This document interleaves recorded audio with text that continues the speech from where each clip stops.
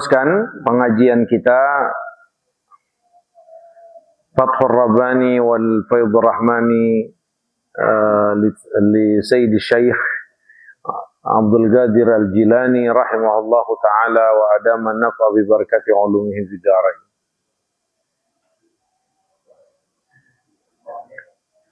La tu'aridil haqqa azza wa jalla fi nafsik wala fi ahlika wala fi malika wa ahli zamanika ma tastahi an ta'murahu ay yughayyira wa yubaddila anta ahkamu minhu wa a'lamu minhu wa arhamu minhu anta wal khalqu kulluhum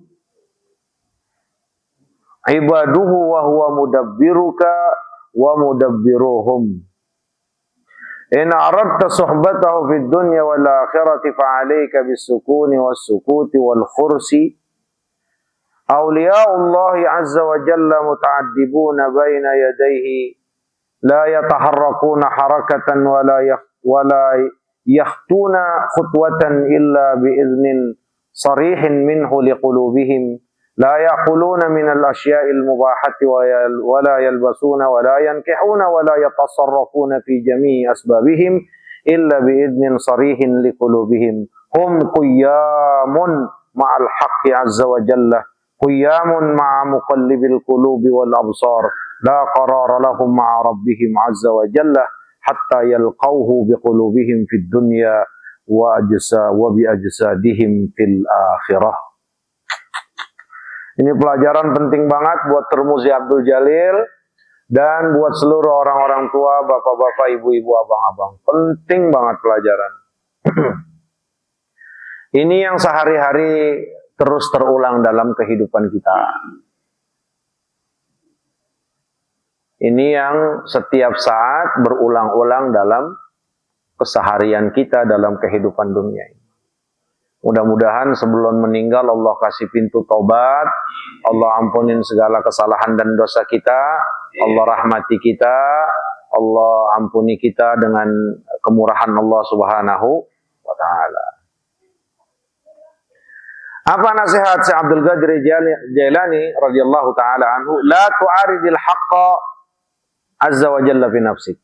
Jangan suka ngedebat, jangan suka komplain. Jangan suka ngedumelin Allah. Apalagi jangan suka ngeritik Allah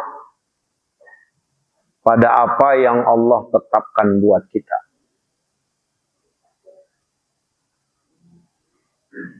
Dan gak usah komplain, diem aja, tenang, sabarin. La tu'aridil haqqa azza wa jalla fi nafsik. Jangan suka komplain, jangan suka ngeritik Allah, apa yang Allah tetapkan ke diri kita. Dari kuat jadi lemah, dari kaya jadi miskin, dari sehat sakit.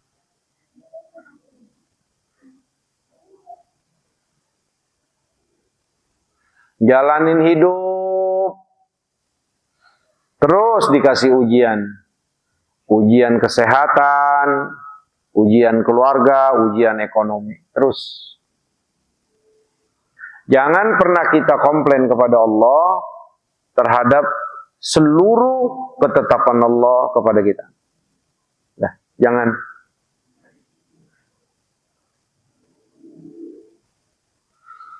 Wala fi ahlika. Jangan juga kita komplain, jangan juga kita ngeritik Allah apa yang Allah tetapkan buat keluarga kita.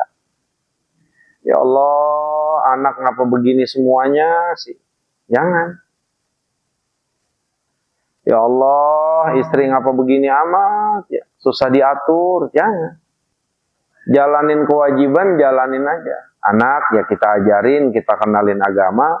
Istri kita ajarin, kita kenalin agama. Kalau kita nggak mampu, ya kita terus ingatkan untuk mengkaji, untuk terus belajar ke guru-guru ilmu agama. Itu kewajiban kita. Setelah kita laksanakan kewajiban kita, Toh ternyata ketetapan Allahnya dia tetap tidak mendapatkan hidayat. Nah ini yang harus ya kita pahami bahwa la tu'aridil haq. Jangan suka komplain. Kok bini saya begini ya Allah? Kok anak saya begini ya Allah? Kok ekonomi saya begini ya Allah? Kok jalan hidup saya begini ya Allah? Kok orang sekitar saya nggak ada yang nyenangin ya Allah? Kok saya satu kampung dibenci ya Allah? Nggak usah komplain udah. Wala fi ahlika wala fi malika. Jadi yang pertama, jangan pernah kita komplain, jangan pernah mengkritik Allah pada apa yang Allah tetapkan kepada diri kita, pada keluarga kita, kepada ekonomi kita, kepada orang yang memang ada di zaman kita. Udah cukup. Lihat bahasa Syekh Abdul Qadir Jailani ini luar biasa. Ma tastahi. Emang kamu nggak malu apa? Emang nggak malu? Antamurahu kita Allah kita suruh. Allah kita suruh, Allah kita perintah untuk ngerubah, untuk ngeganti. Kebanyakan kita kan kayak begitu. Bener nggak? Ini kita bukan lagi minta kebutuhan kita. Ini kita bukan lagi minta sembuhin penyakit kita. Kalau minta Pak, makanya ada yang diajarkan Nabi kalau kita minta, itu salah satunya apa? Tadarru'u wa khufyah. Pada saat kita minta sama Allah, di situ harus kita posisikan zahiran wa batinan itu kalau kita ini memang lagi butuh, hamba yang miskin, yang kagak punya apa-apa, lagi memohon banget-banget ke Allah yang menciptakan. Itu salah satu adab doa. Jangan jangan minta sama Allah, bener dia ngangkat tangan tapi kesannya ngatur. Itu su'ul adab, Pak.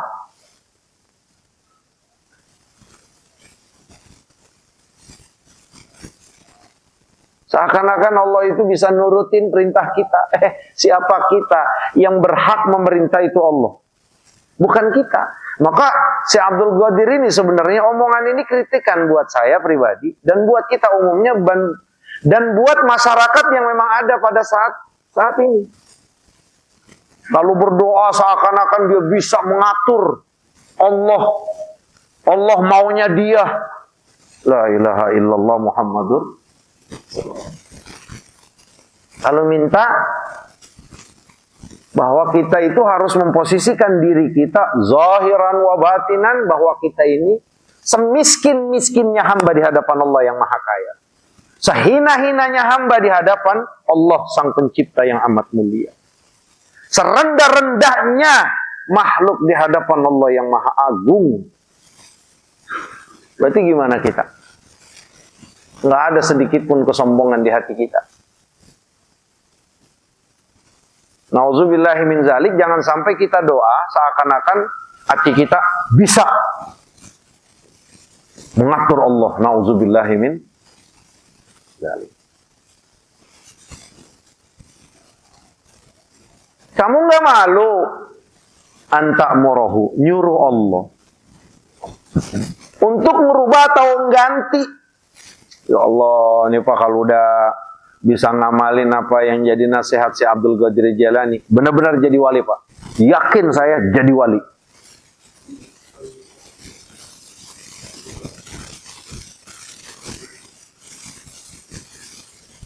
Kalau sakit, butuh, benar kita disuruh minta. Tapi ingat, kita disuruh minta, gunakan etika minta kepada Allah. Jangan terkesan kita ngatur, jangan terkesan kita memaksakan. Nah ini udah su'ul adab Pak. Ini udah su'ul adab. Gitu. Anta kamu minhu, apakah kamu lebih bijak daripada Allah? Wa a'lamu minhu, atau kamu lebih tahu dari Allah. Wa arhamu minhu, atau kamu lebih sayang dari Allah. Ini istifham inkari namanya dalam istilah bahasa Arab. Namanya ngagul, dalam artian emang lu lebih tahu, emang lu lebih sayang dari Allah, emang lu lebih bijak dari Allah. Allah netapin kamu seperti ini, keadaan kamu seperti ini, keluarga kamu seperti ini, setelah kamu berusaha kuat dan ikhlas untuk membawa dia ke surga, tapi keadaan mereka justru malah mau ke neraka. Itu kan ketetapan Allah. Allah sudah lebih tahu, Pak. Allah lebih bijak, Allah lebih sayang. Allah tetapkan ekonomi kamu seret, susah, kerja ke sana juga sulit, kalaupun dapat kadang-kadang nggak nutupin kebutuhan.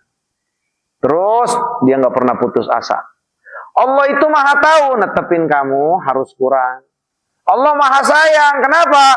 Mungkin saja kalau dilebihin jadi nggak ingat Allah. Kalau dibanyakin jadi dia lalai, akhirnya kan neraka. Kan Allah maha tahu, Pak. Jadi apa yang Allah sudah tetapkan buat kita, baik pada diri kita, keluarga kita, harta, ekonomi kita, itu semuanya udah ada atas dasar Allah maha bijaksana, atas dasar karena Allah maha tahu, atas dasar karena Allah itu sayang. Tiga ini, kalau betul-betul kita yakini, kita akan lega hati kita. Kita akan bisa nerima. Oh iya ya,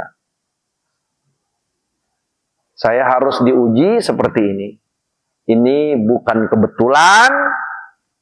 Ini ada yang menentukan. Yang menentukan itu yang maha bijak, yang maha tahu segala-galanya, dan yang maha sayang.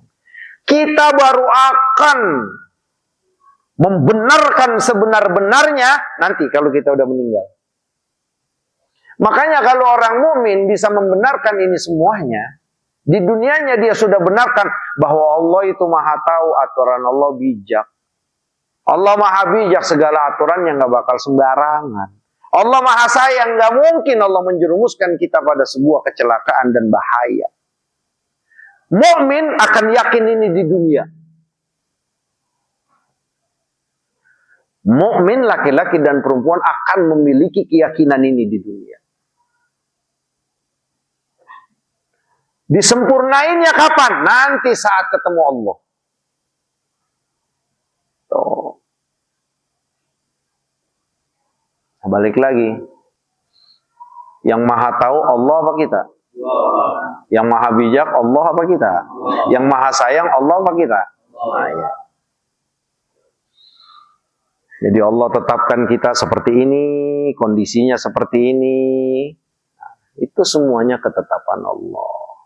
Susah, seret, masih ngontrak, sono sini susah, sono sini sakit, sono sini sempit.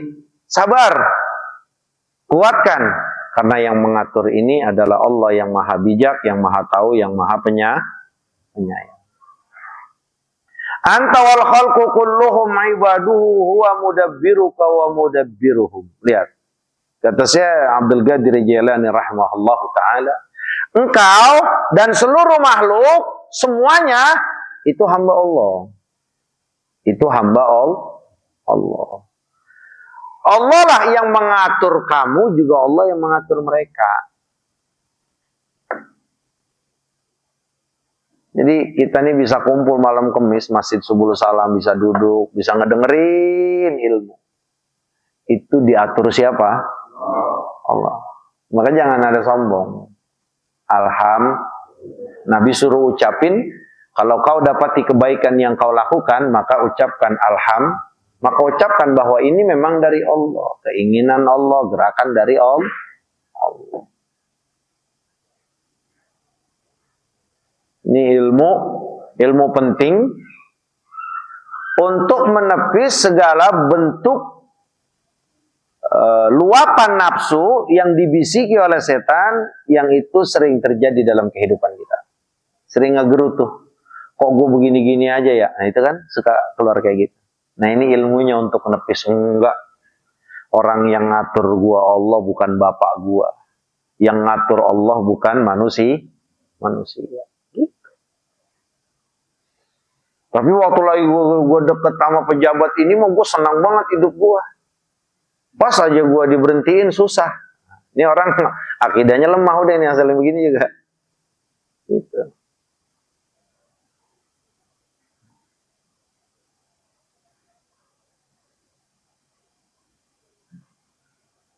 Jadi seluruh makhluk ini adalah hamba Allah. Wa mudabbiruka wa mudabbiruhum. Allah yang ngatur kamu, Allah yang ngatur mereka. Nah semuanya kita nih yang ngatur, yang strategiin, yang nentuin, yang netapin, yang semuanya Allah. Titik. Dah. Nggak ada yang lain. Antum bisa minum teh dengan lezat, dengan membaca bismillah dengan tangan kanan. Siapa yang ngatur? Alhamdulillah. Antum bisa duduk ngaji. Alhamdulillah. Allah semuanya, Pak. Berarti saat Allah berikan sebuah gerakan-gerakan untuk ketaatan, sama pada saat Allah tetapkan kamu ini agak sedikit sempit dalam urusan materi, itu pun yang menetapkan Allah. Kenapa Allah tetapkan kita susah? Karena Allah sayang. Lah, sayangnya di mana? Ya sayang lah. Gimana nggak sayang? Allah kepada kita. Coba kalau aku kayakan, kata Allah, dan Allah yang maha tahu.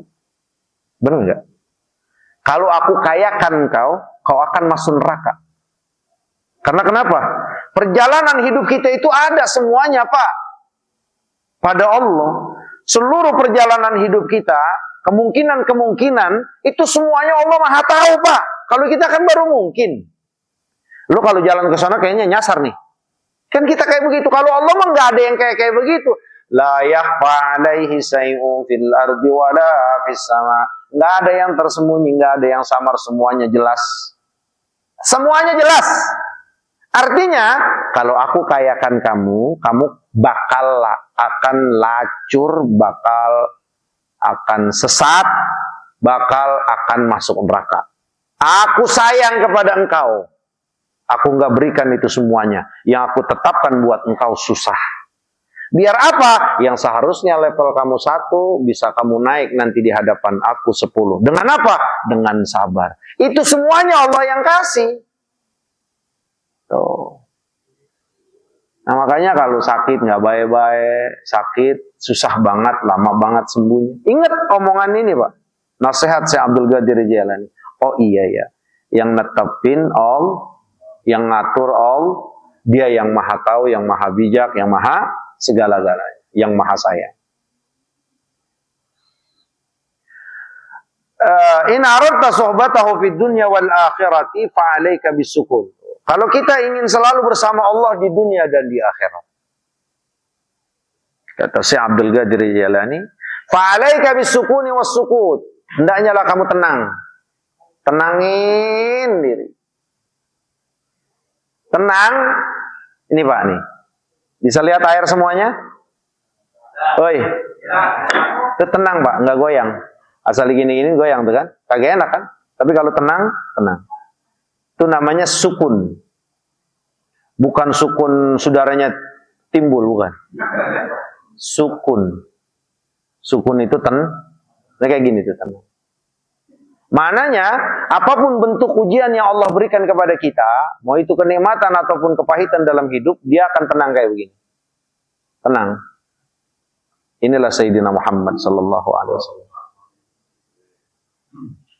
Tenang. Ya gelisah manusiawi. Bergejolak itu manusiawi. Tapi nggak akan lama itu semua terjadi. Karena apa? Ada ilmu yang terus membimbing dia. Jadi bukan berarti kita ini harus tenang terus ya. Enggak lah, kita manusia, Pak. Selagi kita masih hidup terus akan bergoyang. Terus akan bergerak. Ya. Ketenangan baru akan ada setelah pergerakan. Maka orang mukmin, para aulia Allah, dia nggak akan dapat sukun, ketenangan dulu sebelum ada sebuah pergolakan yang luar biasa. Namun pergolakan yang luar biasa ini itu ditenangkan sehingga dapat tenang. Nah, ditenanginnya dengan apa? Ditenangkannya dengan kembali ke Allah, dengan zikir ke Allah, dengan mengembalikan aturan-aturan hidupnya, dengan nasihat-nasihat Allah yang disampaikan Sayyidina Muhammad Sallallahu Alaihi Wasallam. Nah, ini salah satunya nasihat Rasul yang disampaikan oleh Syekh Abdul Qadir Jailani. Iya. Ngapain gua komplain, orang semuanya udah ada catatannya, dan yang ngatur juga yang paling sayang sama gua, yang ngatur juga yang paling bijak terhadap hamba-hambanya, yang ngatur adalah yang maha tahu baik dan buruknya buat kita. Kita makan kagak tahu, Pak. Kita mah taunya baik itu menurut nafsu kita. Baik menurut nafsu kita, banyak duit, rumah gede, tabungan banyak, bini soleh. Ya, itu mah mau mau antum semuanya, bener gak? Itu mah hawa nafsu, Pak. Lah kalau mau Allah mah ya, mau Allah itu adalah pastinya yang terbaik buat kita. Kamu bakal jadi baik kalau begini. Sebagaimana ilmu aku, pengetahuan aku, sebagaimana kebijakan aku, kata Allah, sebagaimana sayangnya aku kepada engkau. Nggak ada yang lebih sayang dari Allah.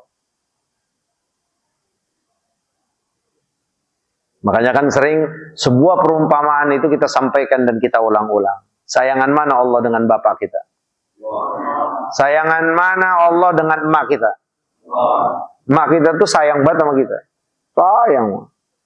Makanya dikit-dikit ngomel. Biar apa? Biar kita baik. Makanya dikit-dikit orang tua kita ngomel biar kita ngomel dulu. Ngomel itu baik apa enggak? Ngomel itu baik apa enggak? Kan gitu kan? Tapi enggak ada, tanya aja orang tua saat ngomelin anaknya itu tujuannya baik apa benar? Baik apa enggak benar? Baik. Kenapa sih orang tua lakukan kayak gitu? Sampai dia rela bergadang kalau anaknya masih kecil. Dia rela nggak makan, yang penting anaknya sehat. Itu makhluk ke makhluk, Pak. Bagaimana Khalik ke makhluknya. Bagaimana Allah Subhanahu wa ta'ala yang nggak pada ciptaannya. Arhamur Rahimi. Maha penyayang. Kalau ada Allah ciptakan makhluk-makhluknya yang memiliki kasih sayang. Dan kasih sayangnya tidak ada yang menandingi. Maka dibanding sayangnya Allah kepada makhluk, itu tidak akan ada apa-apanya. Tidak akan ada apa-apanya kalau dibanding sayang Allah. Maka saat orang tua kita, emak kita khususnya, nggak kepengen kita susah, nggak kepengen kita celaka, nggak kepengen kita gagal, nggak kepengen kita sengsara, nggak kepengen kita bahaya, nggak kepengen kita neraka, Allah lebih dari itu, Pak. Yakin? Berarti Allah ciptakan neraka itu, Pak, bukan buat kita, Pak. Karena Allah Maha Sayang, Pak.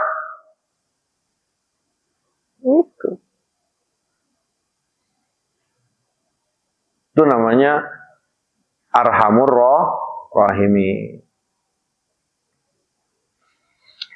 Maka kalau kita mau terus bersama Allah di dunia dan di akhirat, fa'alaika bisukun, tenangin.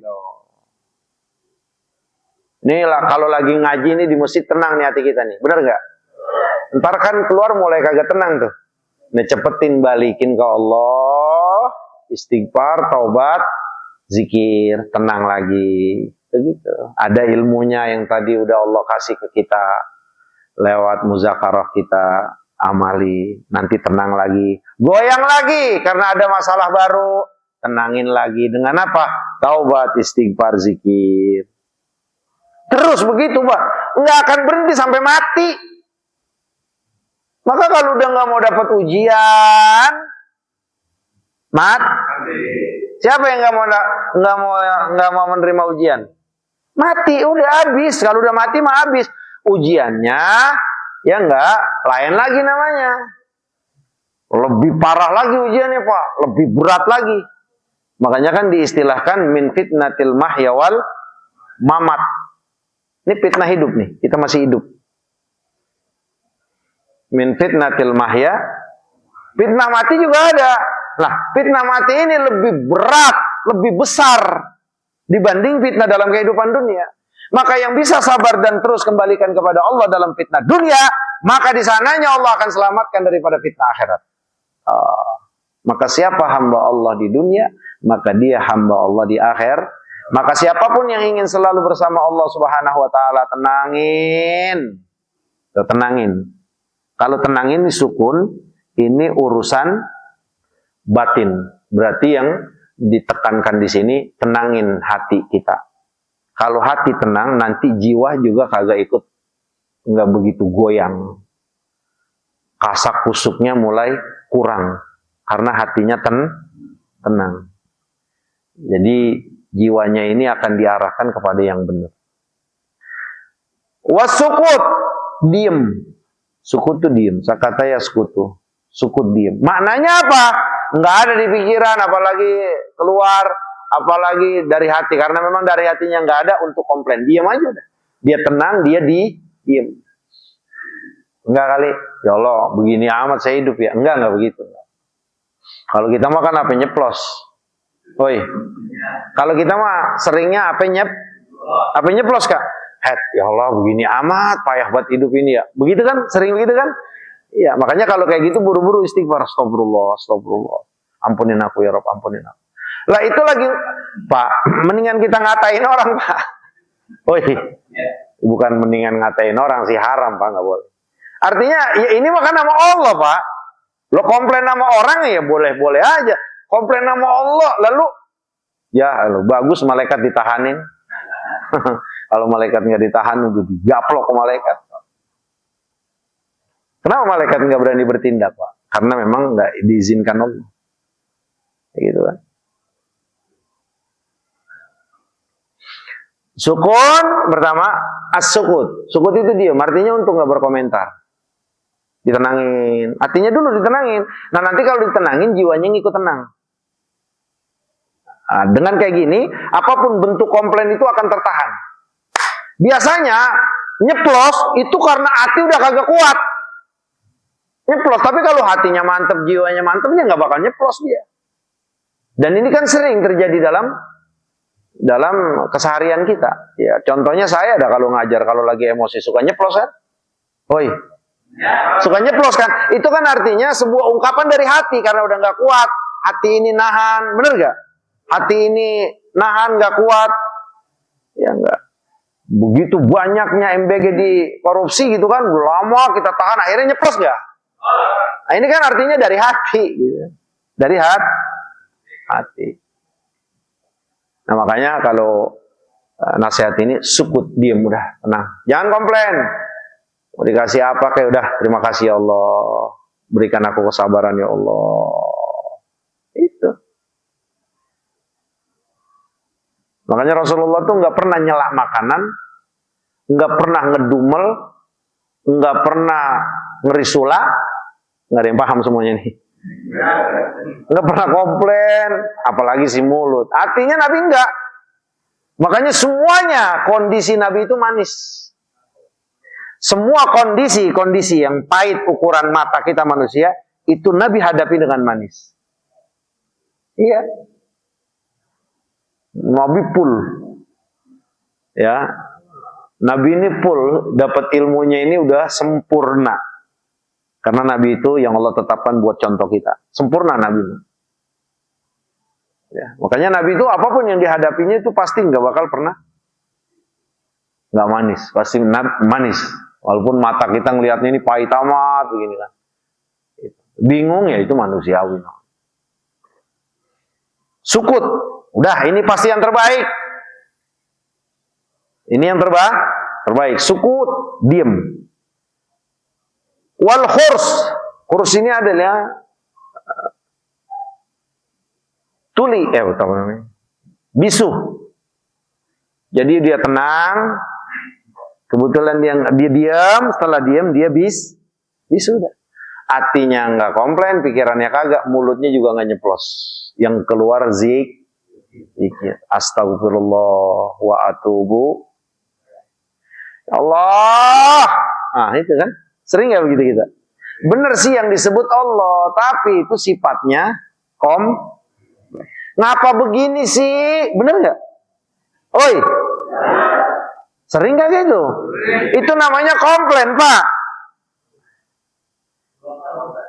Tidak, makanya langsung buru-buru astagfirullah wa atubu, ampunin aku ya Rabb. Iya, itu manusiawi, Pak. Bukan berarti kalau kayak begitu, bukan berarti aulia Allah tuh nggak tergelincir seperti itu. Enggak, Pak. Wali Allah seperti itu, cuman cepat sadarnya, buru-buru istighfar. Alladzina idza fa'alu fahishatan aw zalamu anfusahum dzakarullaha fastaghfaru lidzunubihim wa may yaghfiru dzunuba illallah wa lam yusirru ala ma fa'alu wa hum. Orang takwa itu, Pak, itu kalau ngelakuin satu kezaliman, baik itu zalim dosa atau yang sifatnya itu terhadap dirinya, itu nih dosa-dosa yang termasuk kategorinya menzalimi diri, komplain sama Allah. Itu langsung dia ingat Allah. Astagfirullahalazim, maafin aku ya Allah. Ini kan pengajian malam Kamis ya Allah, ampunin aku dosa aku ya Allah. Nah, itu orang bertakwa.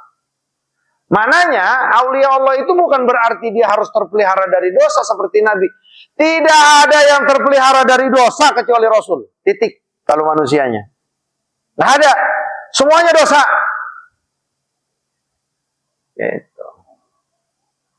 Makanya inilah berbedanya kita ahli sunnah dengan Syiah. Kalau Syiah itu ada beberapa pendapat, mereka mengatakan bahwa ada beberapa manusia itu orang yang maksumin, mereka itu terpelihara. Nah, inilah bedanya kita dengan Syiah, ahli sunnah dengan Syiah. Nah, kalau kita ahli sunnah tidak, nggak ada yang maksum kecuali Nabi. Yang lainnya tidak. Ya, jaminan dari Allah agar Allah ampuni dosanya, iya ada. Tapi maksum tidak. Nah, salah satu contoh Sayyidina Utsman bin Affan radhiyallahu taala. Saat Allah dan Rasulnya sedang mengajak untuk menginfakkan hartanya dalam persiapan satu peperangan. Itu nggak ada yang paling banyak nyumbang kecuali Sayyidina Utsman. Apa kata Rasulullah sallallahu alaihi wasallam? Dalam satu riwayat, ya Allah, aku ridho dengan Utsman, berikan keridhaan kepada Utsman. Makanya sahabat itu rata-rata radhiyallahu ta'ala, khususnya Sayyidina Utsman. Yang kedua, bahwa apa saja yang akan dilakukan oleh Utsman itu tidak akan membahayakan dia. Maknanya, setelah omongan ini turun dari Allah lewat Sayyidina Muhammad untuk Sayyidina Utsman, ya enggak? Apapun mungkin perbuatan dosa khilaf sebagai manusia yang dilakukan Sayyidina Utsman, itu akan dihapus sudah. Itu akan diampuni. Ini bukan maksum, dia tetap salah, dia tetap keliru, namanya manusia. Cuman itu udah ada jaminan dari Allah, apapun bentuk kesalahan yang akan datang diampuni oleh Allah Subhanahu wa taala. Karena apa? Karena besarnya satu nilai ibadah yang dilakukan Sayyidina Utsman untuk Allah dan Rasulnya. Itu bukan maksum. Itu. Jadi kalau level sahabat itu memang kayak begitu. Makanya Sayyidina Utsman la yadurruhu ma ba'dahu. Enggak akan ada yang bisa memberikan apapun atau membahayakan dia atau berpengaruh dia apapun setelah ini. Jadi apapun yang dilakukan itu udah enggak dianggap dosa. Ini khususiat. Tapi bukan maksum. Tapi bukan maksum. Artinya maksum ini adalah orang yang terpelihara dari dosa. Maksum itu hanya Sayyiduna Muhammad. Titik. Nah, ini versi ahli sunnah wal jamaah. Bedanya tuh kita sama Syiah tipis-tipis, Pak. Tipis-tipis urusannya. Bainama Syiah, mereka meyakini bahwa Sayyidina Ali aula bil khilafah. Sayyidina Ali itu yang paling tepat untuk menjadi khalifah. Syiah ngomong kayak begini pun bukan asal ngomong celoteh, Pak. Ada dalilnya. Aku percaya kepada Ali dan Ali berhak untuk menggantikan aku dalam satu riwayat, kan gitu. Ada dasarnya, Pak. Karena mereka juga ulama-ulama. Nah, itulah makanya dibilang kalau guru-guru kami di Jami'atil Azhari Syarif mengatakan bahwa perbedaan antara kita dengan Syiah adalah perbedaan fiqih, perbedaan ijtihad. Ya, bukan perbedaan usul. Allahnya sama, nabinya sama, Qur'annya sama, kiblatnya sama.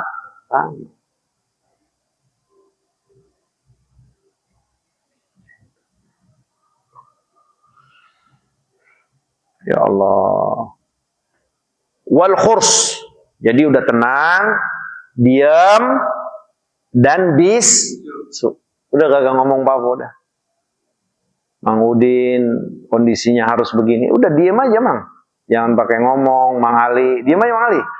Tenang. Kayak Mang Ali itu senyum orangnya. Padahal ujiannya banyak. Dia tenang. Risol 1 sama teh cukup. Wali-wali Allah tuh memang cirinya begitu, Pak. Iya. Ya. Iya, wali itu Pak bukan dilihat dari pakaian. Pakaian mah mu'minuhum wa munafiquhum, orang mukmin, orang munafiknya kalau pakaian mah sama.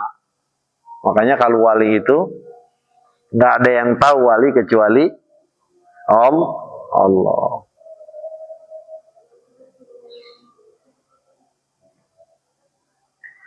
Auliya Allahi azza wa jalla muta'addibuna baina yadayhi. Nih, kalau aulia-aulia Allah itu terdidik dia Pak di hadapan Allah.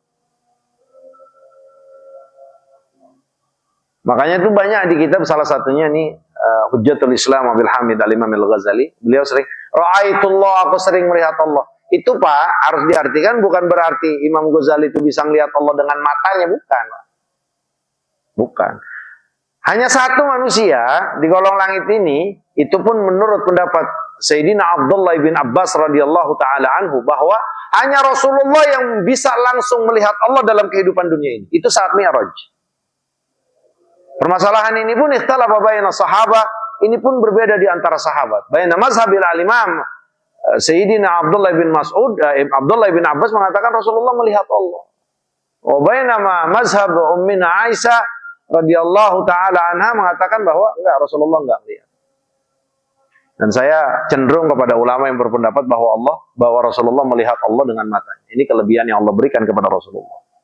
Yang lainnya memang enggak nanti. Nah, makanya bahasa si Abdul Qadir Jailani, ya, bagaimana agar kita bersama Allah di dunia dan di akhirat? Fa'alaika as-sukuna.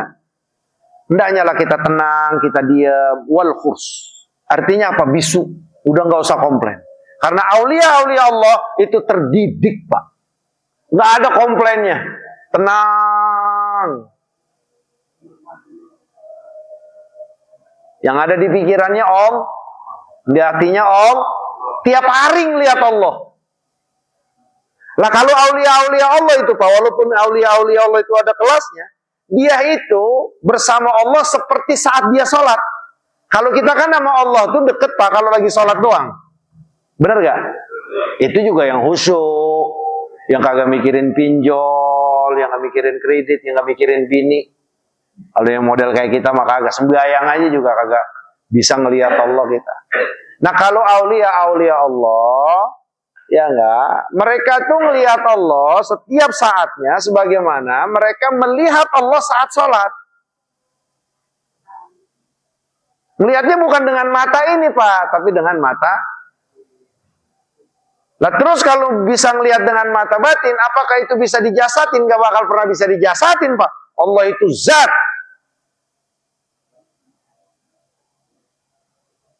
Bagaimana rasanya? Jadi aja dulu wali. Baru kita. Nah kalau untuk kelas kita, gimana sih kalau kita caranya bisa ngelihat Allah di batin kita? Untuk permulaan kita, bisa nggak kita menghadirkan Allah dalam segala aktivitas kita? Mau baca Al-Quran, ingat Allah. Oh berarti ini baca Quran harus karena Allah. Mau sedekah, ingat. Berarti ini sedekah harus untuk Allah. Mau kerja, berangkat. Berarti ini kerja harus karena Allah. Mau sholat, berarti Nah, itu Pak, hadirkan Allah untuk level kita. Makanya kalau latihan sholat kita ini benar-benar kita bisa laksanakan dengan baik, ya Allah itu akan bisa hadir Pak, pada setiap aktivitas kita. Nah itulah salah satu pengertian bahwa kita bisa melihat Allah di dunia. Nah di akhirat baru Allah izinkan kita bisa melihat Allah dengan mata kepala. Wujuhu yawma idzin nadirah ila rabb nabirah ila rabbiha nazirah. Mudah-mudahan semuanya wajah-wajah kita ya Allah ya bisa ngelihat Pak. Seperti apa? Kama ra'aitum lailatal kama ra'aitumul qamara lailatal badr. Jelasnya kita nanti lihat Allah di surga. Allahumma rzuqna ru'yataka ya Rabb. Berikan kami rezeki bisa melihat Engkau kala nanti di akhirat. Seperti kita melihat bulan purnama. Maknanya apa? Kejelasan kita. Seperti itu. Tapi ini dikhususkan buat ahli surga. Kita ahli apa? Kalau mainnya dan bertanya ingatnya di mana-mana sama masjid, itu tandanya ahli surga. Kalau kita lebih bahagia saat ngasih dibanding terima, maka kita termasuk ahli surga. Kata Imam Ali karramallahu wajhah. Kita senengan terima duit apa ngasih duit orang? Ahli dunia, bukan ahli akhirat. Ya kita senangan bagi orang, apa dibagi? Maka yang senang dibagi ahli dunia, bukan ahli akhirat. Kalau ahli dunia berarti di sana ahli neraka atau ahli surga? Jawab sendiri loh. Ya Allah berat Pak ya. Ya satu sisi kita suka menerima, tapi jangan sampai menghinakan diri kita. Kemudian halal yang kita terima, dan setelah itu kita keluarkan haknya, wajibnya, zakatnya, sedekah. Mudah-mudahan kita menjadi ahli dunya wal akhirah. Subhanakallahumma bihamdika asyhadu an la ilaha illa anta astaghfiruka wa atubu ilaik. Wassallallahu ala sayyidina Muhammadin wa ala alihi wa sahbihi wasallam walhamdulillahi rabbil alamin.